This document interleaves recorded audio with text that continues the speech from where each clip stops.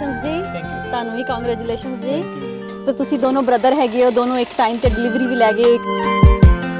Finance ਕਿਸ ਤਰ੍ਹਾਂ ਲੱਗਾ ਤੁਹਾਨੂੰ?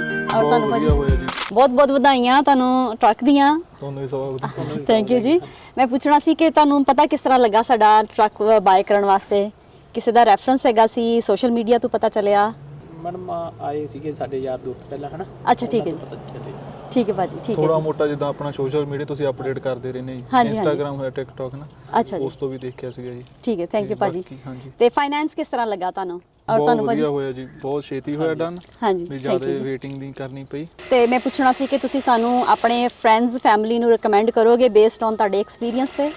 ਹਾਂਜੀ ਜ਼ਰੂਰ। ਇਨ ਫਿਊਚਰ ਅਸੀਂ ਹੋਰ ਆਪਦਾ ਗਰੋ ਅਪ ਬਾਰੇ ਸੋਚਾਂਗੇ ਤੇ ਜੋ ਹੈਗੇ ਸਾਡੇ ਇੱਕ ਦੋ ਫਰੈਂਡ ਉਹ ਸੋਚ ਰਹੇ ਆ ਤੇ ਆਪਾਂ ਜ਼ਰੂਰ ਤੁਹਾਡੇ ਬਾਰੇ ਰეკਮੈਂਡ ਕਰਾਂਗੇ। ਅੱਛਾ, ਥੈਂਕ ਯੂ ਜੀ, ਥੈਂਕ ਯੂ ਜੀ, ਬਹੁਤ ਬਹੁਤ ਵਧਾਈਆਂ। ਸਤਿ ਸ਼੍ਰੀ ਅਕਾਲ ਜੀ।